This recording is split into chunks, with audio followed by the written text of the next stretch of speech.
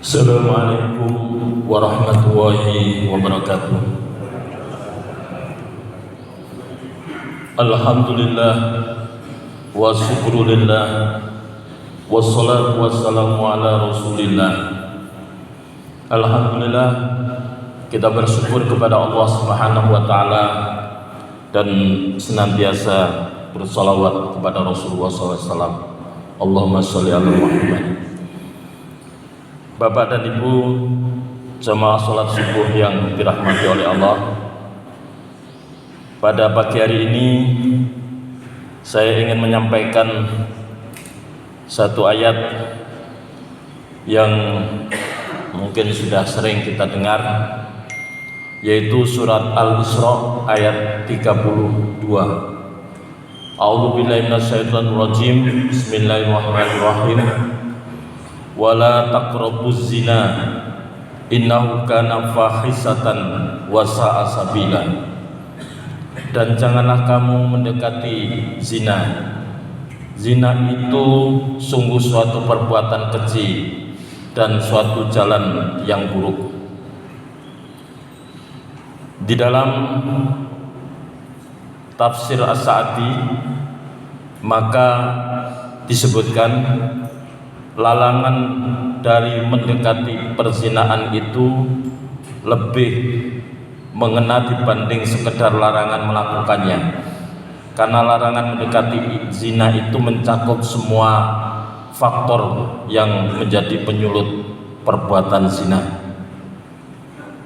Jadi nas Al-Qur'annya yang dilarang tidak hanya melakukan perbuatan zina, tapi mendekati, wala taqrabu zina, mendekati perbuatan zina, yang kemudian As-Sa'di, tafsir As-Sa'di, yaitu perbuatan-perbuatan yang menjadi faktor penyulut perbuatan zina. Bapak dan Ibu, kemudian di dalam tafsir Kemenak, maka di antara kerusakan-kerusakan yang diakibatkan perbuatan perzinaan itu adalah merusak garis keturunan. Itu yang pertama. Kita bisa lihat ya, kadang-kadang dengan perbuatan zina maka anak yang tidak diakui oleh bapak kandungnya kemudian menimbulkan kegoncangan dan kegelisahan dalam masyarakat karena tidak terpeliharanya kehormatan. Kemudian yang ketiga, merusak ketenangan hidup berumah tangga. Kemudian yang keempat, menghancurkan rumah tangga. Betapa banyaknya rumah tangga yang berantakan karena perzinahan.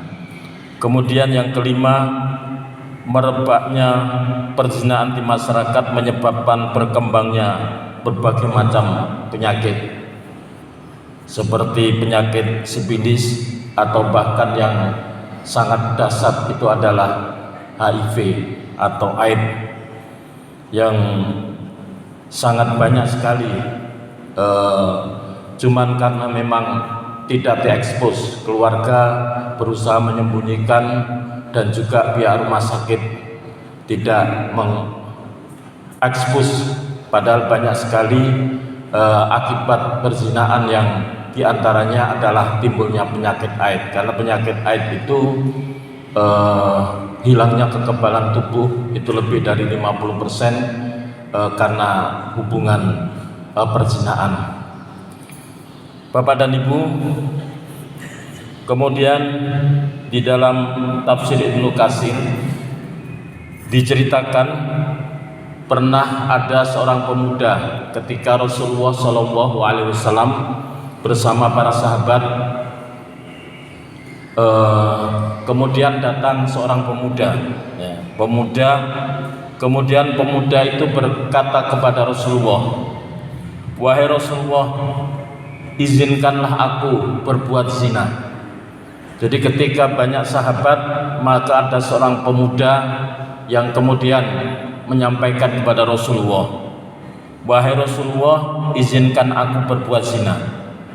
Maka para sahabat yang hadir menghardik pemuda itu, diam kamu, diam kamu. Kemudian Rasulullah SAW menyampaikan kepada pemuda tadi, coba kamu mendekat ke sini. Pemuda tadi disuruh mendekat, sementara para sahabat juga mendengarkan. Maka kemudian pemuda tadi ditanya oleh Rasulullah SAW, dekat sini kepadaku. Ketika Rasulullah pemuda itu mendekati Rasulullah dalam jarak yang cukup dekat, maka Rasulullah bersabda, duduklah kamu. Kemudian pemuda itu duduk dan Nabi SAW bertanya kepadanya, apakah kamu suka perbuatan zina dilakukan terhadap ibumu? Pemuda itu menjawab, tidak, demi Allah, semoga Allah menjadikan diriku sebagai tebusannya. Rasulullah SAW bersabda, orang lain pun tentu tidak suka hal tersebut dilakukan terhadap ibu-ibu mereka. Rasulullah kemudian bertanya, apakah kamu suka bila perbuatan zina dilakukan terhadap anak perempuanmu? Maka jawabannya sama, tidak, demi Allah wahai Rasulullah, semoga diriku menjadi tebusanmu. Kemudian Rasulullah bersabda, orang-orang pun tidak akan suka jika dilakukan terhadap anak perempuannya. Maka kemudian Rasulullah bersabda, bertanya, apakah kamu suka bila perbuatan zina ini dilakukan terhadap saudara perempuanmu? Pemuda itu menjawab, tidak, demi Allah, semoga Allah menjadikan diriku sebagai tebusannya. Rasulullah bersabda, orang lain pun juga sudah tidak suka apabila dilakukan terhadap saudara perempuannya. Kemudian Rasulullah bertanya, apakah kamu suka bila perbuatan zina dilakukan terhadap bibimu, baik dari bibi dari pihak ayah maupun pihak perempuan? Maka kemudian, tidak, demi Allah, semoga Allah menjadikan diriku sebagai tebusanmu. Kemudian Rasulullah bersabda, orang lain juga sama, tidak suka perbuatan itu dilakukan terhadap bibi mereka, baik dari ayah maupun dari ibu.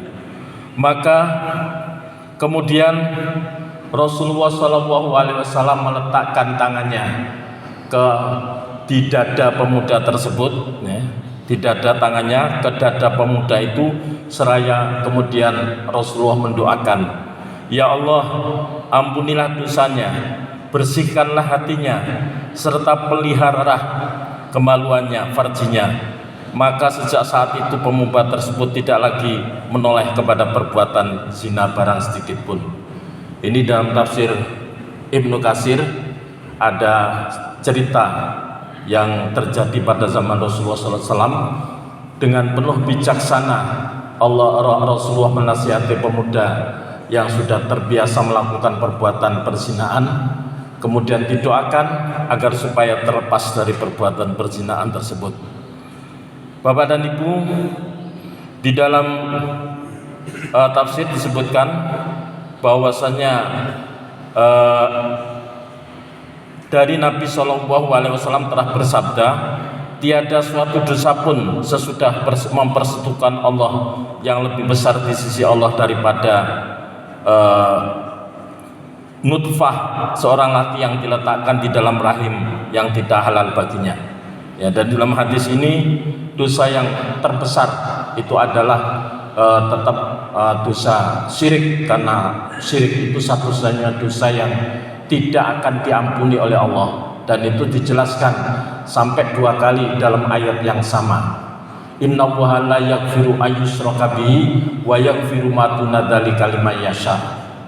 Kemudian Allah tidak akan mengampuni dosa syirik dan akan mengampuni dosa selain syirik bagi yang dikehendakinya. Kemudian yang kedua termasuk al-kabair, dosa besar adalah perzinaan. Ciri daripada al-kabair itu adalah perbuatan yang dia diancam dengan hukuman, diancam dengan hukuman.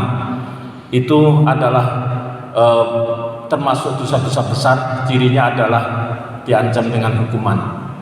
maka perzinaan itu juga diancam di dalam dengan hukuman sebagaimana di dalam surat An-Nur ayat 2. Kalau tadi surat Al-Isra ya, ayat 32, maka ancaman daripada perzinaan itu ada di dalam surat An-Nur ayat 2. Az-zaniyatu waz-zani fajlidu kulla wahidin minhuma mi'ata jaldah. Pezina perempuan dan pezina laki-laki cambuklah masing-masing dari keduanya 100 kali.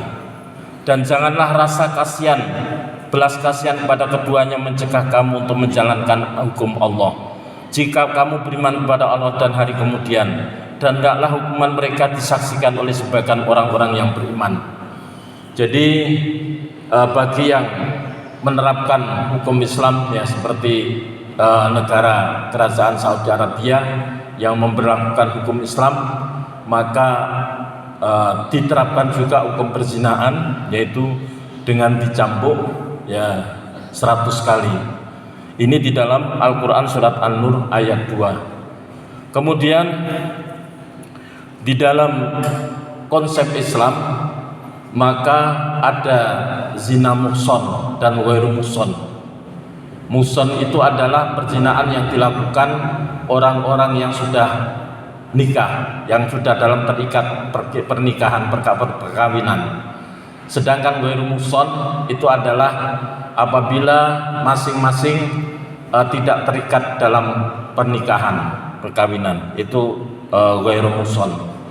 Maka yang ghairu muhson itu adalah dicambuk 100 kali tadi.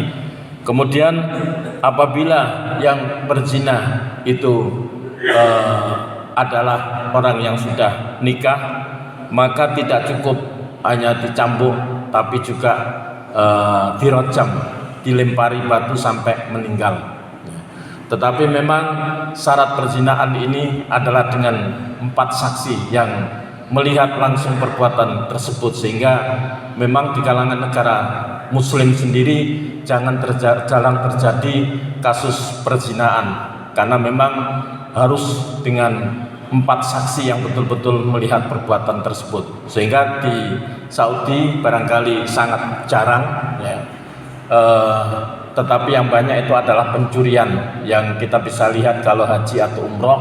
Ada orang yang tangannya dipotong, itu adalah karena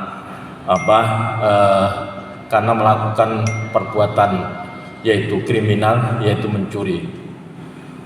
Bapak dan Ibu, di zaman Rasulullah ada seorang wanita yang kemudian mengaku kepada Rasulullah, "Ya Rasulullah, saya berzina. Ya Rasulullah, saya berzina." Dibiarkan oleh Rasulullah seakan-akan tidak mendengar, tapi orang itu masih tetap terus minta agar supaya dia bertobat dan betul-betul tobatnya diterima dengan melaksanakan ketentuan hukum, meskipun tidak ada yang menyaksikan. Tetapi karena mengaku benar-benar dengan disumpah bahwa dia telah melakukan perzinaan, maka kemudian wanita tersebut dikisos, yaitu dicambuk dan kemudian dilempari dengan batu sampai meninggal. Ketika sudah meninggal, maka kemudian Rasulullah SAW mensolati, memimpin sholatnya. Maka para sahabat kemudian bertanya, "Ya Rasul, dia telah berbuat zina, mengapa engkau mensolatinya?" Maka kemudian Rasulullah, "Dia sudah bertobat dan tobatnya betul-betul sudah diterima." Ya, karena sampai meskipun seandainya dia tidak mengaku, dia tidak akan terkena hukuman itu, tapi kemudian dia dengan tobat nasuhannya, kemudian dia betul-betul melaksanakan ketentuan itu dan minta kepada Rasulullah untuk dihisab sesuai dengan hukumnya, mau Islam yang berlaku, sehingga sampai meninggal.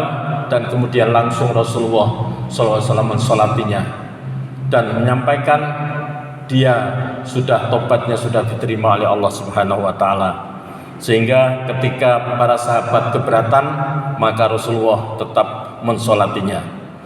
Bapak dan Ibu, ini adalah perzinaan di mana ketentuan hadnya itu, sanksinya itu hanya akan berlaku di negara-negara yang menerapkan hukum syar'i, hukum Islam, yaitu tadi ya, kalau memang yang melakukan perbuatan zina itu berada dalam pernikahan, maka dicambuk dan kemudian dirajam.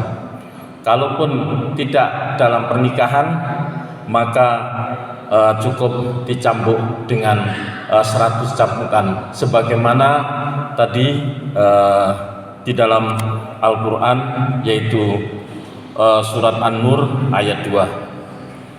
Bagaimana dengan sistem hukum kita, hukum positif ya.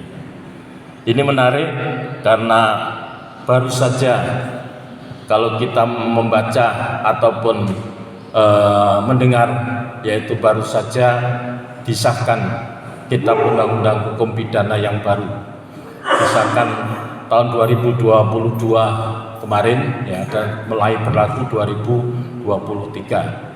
Ini adalah Kitab Undang-Undang Hukum Pidana yang baru, menggantikan Kitab Undang-Undang Hukum Pidana yang peninggalan dari penjajah Hindia Belanda.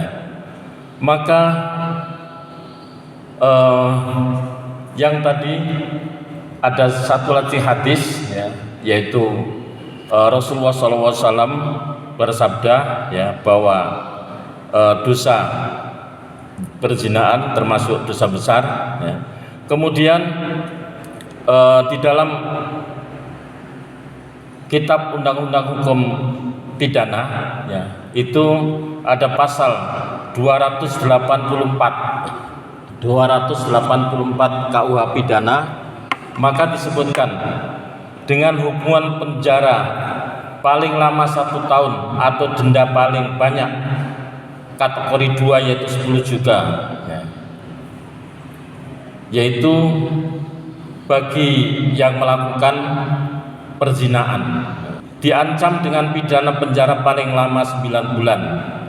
Seorang pria yang telah kawin yang melakukan overspill, jadi di dalam hukum nasional itu perzinaan itu disebut overspill ya, overspill. Padahal diketahui bahwa pasal 27 berlaku baginya. Seorang wanita yang telah kawin yang melakukan perzinaan padahal diketahui bahwa berlaku baginya. Seorang pria yang turut serta melakukan perbuatan itu ya. Kemudian seorang wanita yang telah kawin yang serta melakukan perbuatan itu. Jadi pasal 284 KUH Pidana itu di penjara ya. Tetapi perzinaan ini adalah delik aduan ya, delik aduan. Jadi kalaupun ada perzinaan tapi si suami atau istri itu tidak melaporkan kepada aparat penegak hukum, maka ya tidak diproses karena ini aduan, delik aduan. Dan seandainya sudah melapor pun kemudian dicabut ya bisa, karena ini adalah delik aduan. Jadi delik perzinaan itu adalah merupakan delik aduan. Siapa yang mengadukan, yaitu istri atau suaminya, itu bisa mengadukan kepada aparat penegak hukum agar supaya itu menjadi tindak pidana ya, dengan tadi undang-undang pasal 284 KUH Pidana. Kemudian di dalam Kitab Undang-Undang Hukum Pidana yang lama, maka yang bisa diadukan itu adalah yang terikat dalam pernikahan. Jadi perzinaan itu apabila salah satu terikat dalam pernikahan ya. Tetapi konsep Islam yang dinamakan zina itu, baik itu dilakukan dalam pernikahan maupun tidak, tetap saja itu adalah perzinaan ya. Tetapi dalam konsep hukum nasional, maka perzinaan itu hanya terjadi apabila salah satu atau keduanya terikat dalam pernikahan. Sedangkan apabila kedua-duanya tidak terikat dalam pernikahan, maka bukan perzinaan. Dan itu pun menjadi delik pidana ya, perbuatan pidana apabila dilaporkan, ya, delik aduan, diadukan kepada aparat penegak hukum baik oleh suami atau istrinya. Kalau tidak diadukan, ya tidak, kasus beberapa waktu yang lalu ini kita bisa yang mengheboh terhadap tokoh nasional, ya, di mana ada seorang wanita yang mengakui bahwa anaknya itu adalah anak hubungan dengan si A, kemudian dia minta pertanggungjawaban dan lain sebagainya. Kita bisa itu, tapi karena ini adalah delik aduan, selama tidak diadukan oleh si istri atau suaminya atau istri dari yang dituduh itu, maka tidak bisa. Kalau diadukan, maka delik aduan menjadi delik aduan. Nah, yang menarik adalah kitab undang-undang hukum pidana yang baru, ya, yang baru disahkan tahun 2022. Itu di dalam pasal 411 Undang-Undang nomor 1, yaitu Undang-Undang nomor 1 tahun 2023. Jadi berlaku 2023, 2 tahun yang lalu. Setiap orang yang melakukan persetubuhan dengan orang lain yang bukan suami atau istri dipidana karena perzinaan dengan pidana penjara paling lama 1 tahun atau denda kategori 2 yaitu 10 juta. Terhadap tindak pidana sebagaimana dimaksud ayat 1 tidak dilakukan penuntutan kecuali atas pengaduan. Jadi sama KUH pidana yang lama maupun KUH pidana yang baru, yang pasal 411 ini sama dengan 284 yaitu delik aduan. Jadi kalaupun ada perbuatan perzinaan kami tidak diadukan, ya tidak merupakan tindak pidana.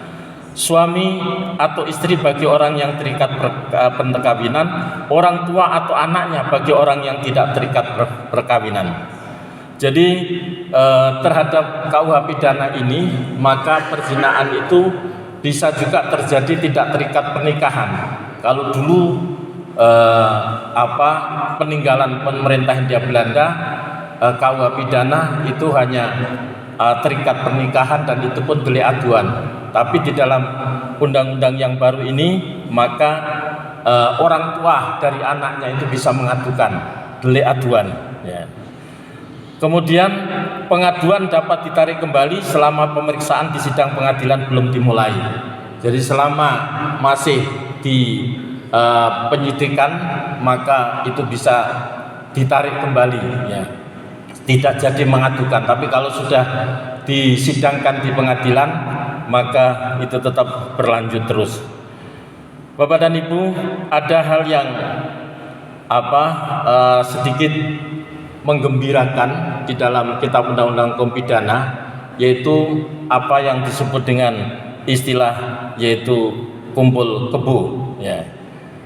Di mana di dalam undang-undang yang baru ini, ya, maka istilah kumpul kebo itu termasuk juga delik aduan, ya, delik aduan, ya.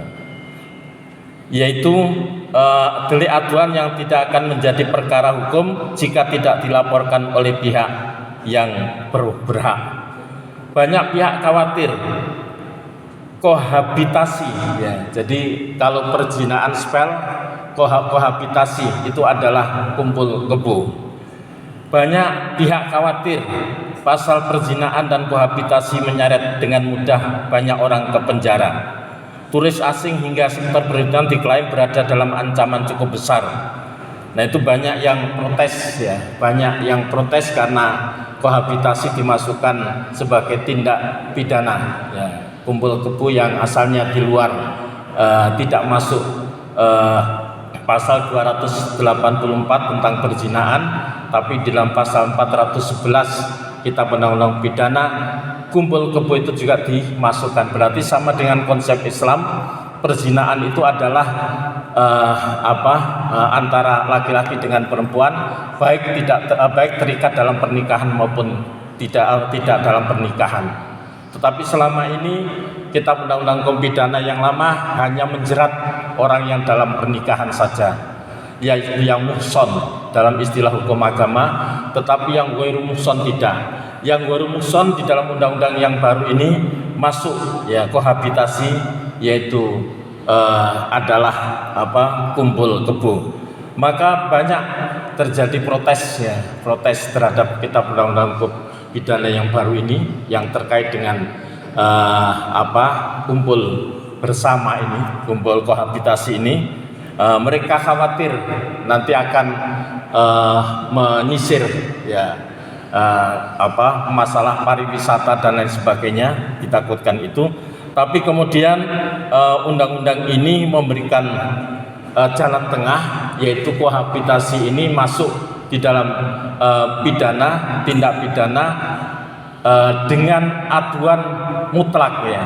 Jadi delik aduan, siapa yang mengadukan, yaitu orang tuanya itu bisa mengadukan.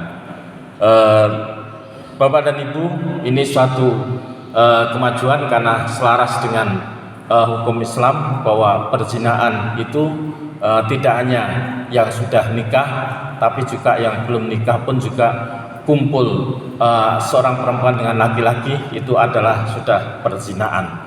Di dalam hukum Islam sudah jelas, kalau itu terikat pernikahan maka dirajam sampai mati, sedangkan tidak terikat pernikahan maka cukup dicambuk 100 kali. Sedangkan di dalam kitab undang-undang hukum pidana sama pasal 411 kitab undang-undang nomor 1 tahun 2023 dengan undang-undang yang lama, yaitu tetap itu adalah masuk pidana. Hanya saja kohati yaitu kumpul kebo tadi itu dimasukkan di dalam yang baru, meskipun ada protes, tetapi tetap adalah mengakomodasi, artinya adalah aduan mutlak, delik aduan yang hanya menjadi pidana kalau diadukan oleh yang berkaitan, suami atau istri ataupun oleh orang tua bagi anaknya. Bapak dan Ibu, itu yang terjadi. Ada hadis dari Rasulullah SAW yang barangkali perlu saya bacakan terkait dengan perzinahan ini, yaitu tadi sudah saya sampaikan, yaitu termasuk dosa besar.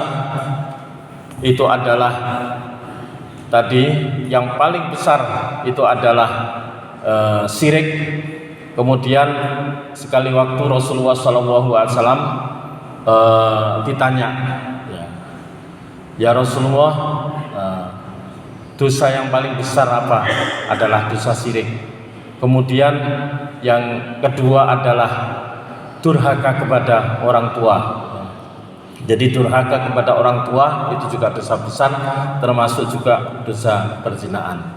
Di dalam surat As-Saff ayat 8, Allah Subhanahu wa taala berfirman, ya ayyuhalladzina amanu tubu ilallahi taubatan nasuha asa rabbukum ayyukaffiru ankum sayyi'atikum wa yudkhilkum jannatin tajri min tahtihal anhar.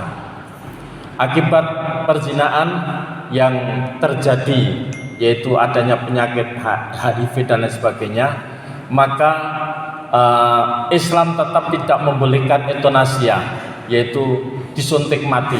Karena itu dalam konsep Islam, suntik mati itu sama dengan bunuh diri, tidak boleh. Wala ta'asu min rauhillah, jangan berputus asa terhadap rahmat Allah. Meskipun penderita AIDS mengalami penderitaan yang sangat luar biasa beratnya, sehingga badannya tinggal tulang saja, tapi tetap Allah membuka kesempatan, ya ayyuhalladzina amanu, orang yang beriman, tubu ilallahi taubatan nasuha, bertaubatlah kamu kepada Allah dengan taubat yang sebenar-benarnya. Asar hukum ayyukaffiru ankum sayyi'atikum, mudah-mudahan dengan taubat yang sebenar-benarnya maka Allah akan mengampuni dosa-dosamu, wa yudkhilkum jannatin tajri min tahtihal anhar, dan memasukkan ke dalam surga. Sehingga dosa apapun Allah akan mengampuni selain dosa syirik. Karena itu jaga masing-masing, menjaga akidah kita, karena syirik itu berarti menduakan Allah. menjadikan Allah sejajar dengan makhluknya, menyembah Allah tapi masih menyembah makhluk selain Allah, ya makhluknya Allah, maka Allah tidak akan mengampuni karena Allah disamakan dengan ciptaannya. Karena itu jaga akidah kita, setiap rakaat kita senantiasa berikrar iyyaka na'budu wa iyyaka nasta'in. Ya Allah, hanya kepadamu kami menyembah dan hanya kepadamu kami mohon pertolongan. Mudah-mudahan sampai akhir kehidupan kita, wala tamutunna illa wa antum muslimun, jangan kamu mati kecuali dalam keadaan muslim. Kita dijauhkan dari perbuatan syirik, ya. Bahkan hal-hal yang menjurus kepada kesyirikan kita jauhkan. Bahwa ini membawa keberuntungan bagi saya, ini. Yang memberikan keberuntungan dan kecelakaan itu hanyalah Allah. La yusibanna illa ma katabahu lana. Tidak akan terkena musibah kecuali memang sudah ditakdir oleh Allah. Ketika kita keluar rumah, maka Rasulullah hanya berpesan Bismillahi tawakkaltu ala Allah, untuk mengucapkan dengan nama Allah saya bertawakal kepada Allah. Sudah selesai. Kemudian kita berhati-hati di dalam perjalanan. Kalau kemudian ternyata Allah berkehendak lain, kita sudah berhati-hati mendapatkan kecelakaan dan bagainya, maka itu adalah bagian dari musibah cobaan yang kita terima dengan penuh kesabaran. Demikian, mudah-mudahan ada manfaatnya. Nasrul minna wa fathul. Assalamualaikum warahmatullahi wabarakatuh.